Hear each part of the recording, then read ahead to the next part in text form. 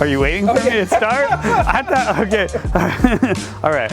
Hello folks, John Goldstein here. We got another project, came in, definitely a little bit different than normal. A local college said, you know what? We need a mobile classroom. And how are we gonna do it? We're gonna go find something that has good bones and a good structure. And then we're gonna let you come in there and just take everything out gently and then put it back together and turn into a mobile classroom. Let's talk about it.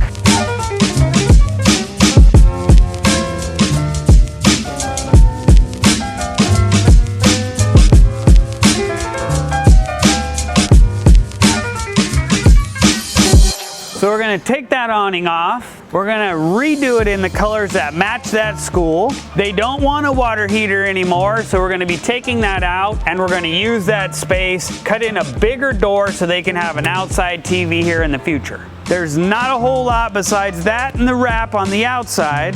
The inside's where there's gonna be the biggest transformation to make it fit their needs.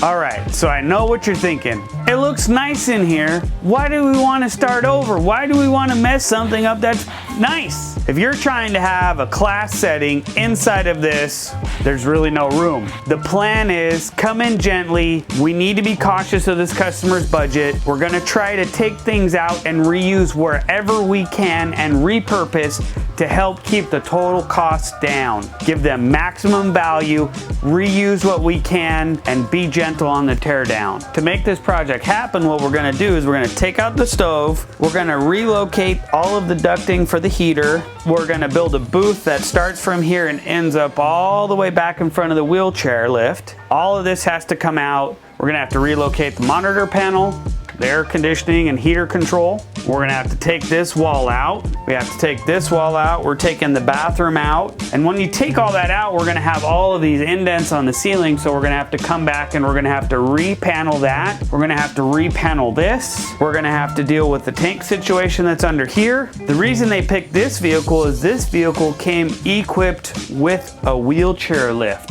If you're trying to add this after the fact, this is like a $15,000 to $20,000 upgrade. So this was a needed item for their application. So this was one of the key details that they were looking for in a unit. And this one was actually installed from the factory, so that's really good. There's a door already installed to get in and out. This whole bed is gonna get removed. We're gonna install a large TV back over here. The shower has to go. We're gonna make a long booth that goes right here for more seating for students. We're gonna repurpose all of that in the back. We gotta cap all the drains. We gotta make sure that the plumbing's disconnected. Taking this refrigerator out, gonna repurpose it into storage. Haven't decided yet what we're gonna do with this sofa, if we're gonna take it out and build a booth over here as well, or if they're gonna use it. All new flooring front to back. And then in front of all of the booths on that side and this side, we're gonna build tables that go into the floor and in front of them for workstations. On this booth area, we're gonna try to build it, have a ledge on the back, recess it in so we have room for that outside TV. Now that we've explained to you what we're gonna do, you see how it looks right now. We're gonna grab some of our team members and we're gonna come inside and we're gonna start taking it apart. Let's see what's gonna happen next. So, and I think if we start on this side by taking this out, disconnecting this stuff, all the way over to here, we're gonna make a long booth. We're gonna bring it forward. That way we have room for an outside TV. We're gonna reduct the heater underneath the floor. We're gonna use a load center right here on the edge so we don't have to remess with that. This is gonna have to get figured out where we're gonna relocate this. So when we see what kind of wiring and where that's probably going down the wall. All right, so the stove is out, no longer needed. We're gonna set it down gently. All right, we're removing the drawers. The stove is out. We're gonna put them out there on the pallet. So now Mikey's removing the step cover. Hector's disassembling the heater vent. Looks like there's a screw holding that into the ventilation. Again, like I said, we're trying to be gentle with destruction on this build so we could try to use everything that we take off here and repurpose it in another way. Don't try this at home, folks. So Mikey, over there we have the disconnect, right? That's all the main power and the awning switch. You guys sure make it look easy. mass production, relief in the back, perfect indents for all of your tracks. Mikey's over here documenting where all the wires are going. That way we have a good basis point on where we started. Hector's removing the hider panel that's on the inside of the cabinet. All right, so this is a perfect example of how they build a lot of things in the RV industry. It looks good on the surface, feels sturdy. What they do is they take little pieces of wood, they staple it together to give you your frame, and then they panel it and route it out. Oh, look, we got a free bag. Yay! Floating, like that movie. Take all these drawers out because we're gonna reuse those. One of the really cool things about Winnebagos is they always put a sticker with a part number on the inside of almost everything that they make. That way you could order a replacement. They're the only ones that do that. Looks like you got all of those out, huh? You're welcome. Oh. Winnebago famous part number. It's a shroud for the inside of the stove. That one we could put over by the stove. We're probably not gonna end up reusing that because I don't want that. Over here we have the load center. There's your furnace. There's all your duct work. Here's all of the wiring, your gas line, the outlets. Okay, so you want to cut that? Yeah, that's fine. Now that we have the stove removed, you can see all of the electrical. Right here's your load center, your gas line for your stove, the duct work that's coming up here. Now we got all the plumbing disconnected. We'll take out the faucet, and the sink's disconnected, so we can take the sink out. Save these guys for later maybe.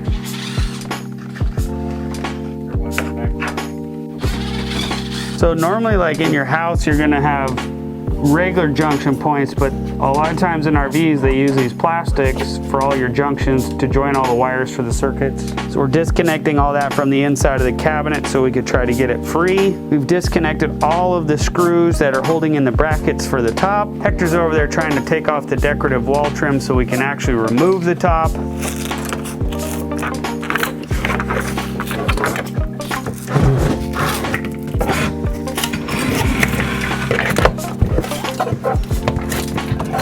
Get it, Hector. Get it out of here. Taking out the last little bit of that. You want a hammer, Hector? It's too late now. Don't stop, just get it. You're gonna bust out your Hector hammer. Ay, ay, ay, ay, ay. Man, that's some super sticky stuff. Push it back, push it back. Ready? Got it? All right, now we got the countertop out. Watch out, here it comes. Mikey came over here. Over here's your lowest points to drain all the water out of the plumbing system. So we can take out the water heater. Right here we've unscrewed all of the finishing screws to hold the load center in place. Want to disconnect it so that way we make sure we can get that cabinet out. Go ahead, Hector, take it off.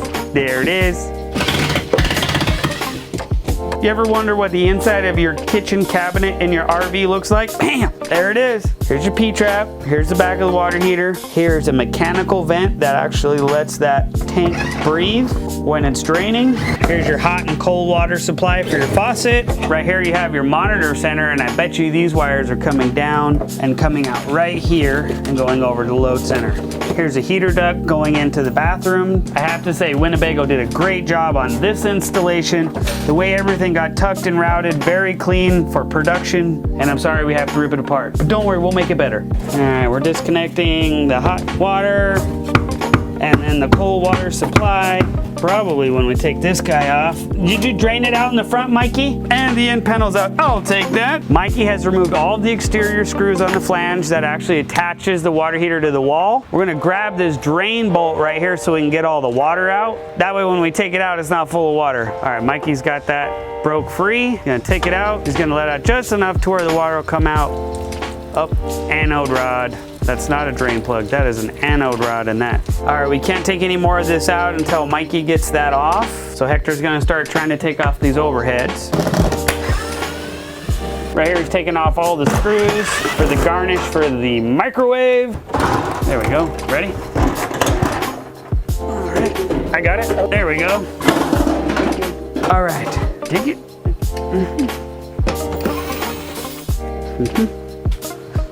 What's behind panel number 1? Oh, there's all your wires. You want me to push it forward? You got the gas line still hooked up? You want me to try to pull it in? Push it out? Pull the gas line. Ready? All right, you cut just enough. You remember what was on the other end. Mikey got the water heater out. Got it? Cool. They just had that right sitting on the top, huh? And out comes the cabinet. Ready? Wait for it. We're gonna disassemble the bottom cleat right there so we can pull it out over the wire. We have disconnection.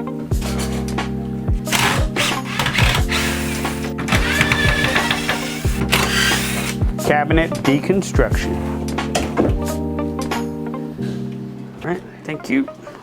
Now that we've removed the control center, we've removed all the wires for the thermostat. He's labeling them so we know which way they go. A lot of times they run low voltage wires inside the cabinet in cavities in between all of those cleats we were talking about. Sometimes you have 110 like that, so it's always important to be careful and know what you're taking out before you rip it apart. Now what we're gonna try to do is look at all of the cleats, how this overhead cabinet is secured to the roof.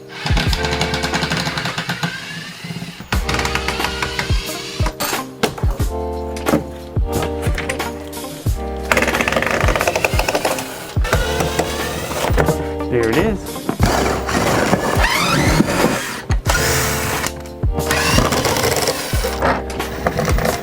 Oh my gosh, it's so heavy.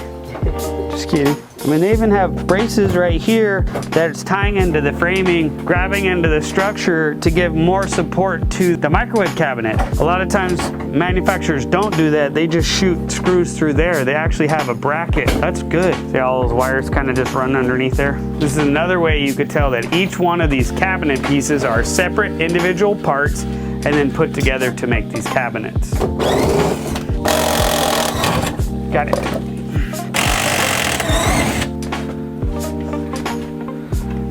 Is it gonna go? Wait a minute. What's behind panel number 1? Let's find out. Got our super special tool for separating panels from the walls here. And good old-fashioned muzzle. There it is.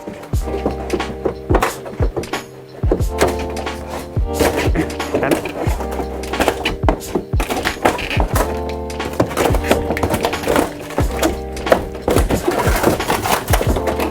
Ready? Let's pull it down.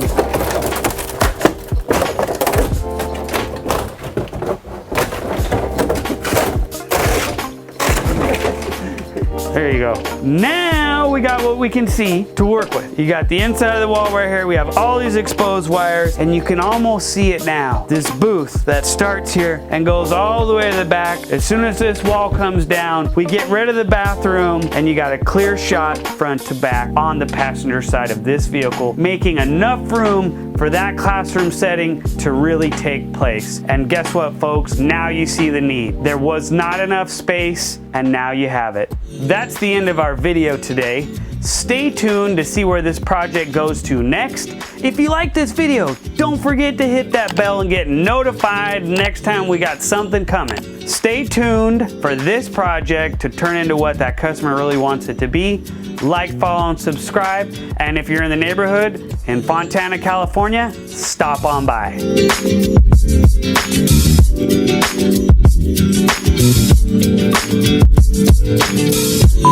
They're gonna take something that's perfectly fine, give it to us. They want us to break it. No. You are. Are we ever ready? Never. And you're recording all of that. I sure was. No Croy. No Croy. What we're gonna do now. That was perfect up until then. That felt so stupid.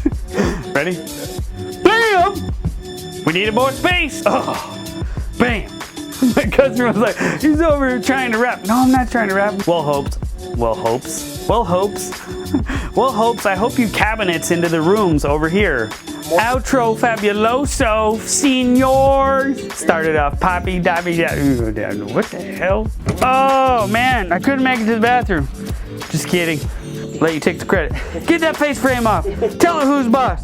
Grab it. Pull it. How we doing? Well, yeah, we're filming. It's all good. Too late. Damn it. What's over there? I love my job. Love what I'm doing. I love what I'm talking about. I love the people I'm trying to support.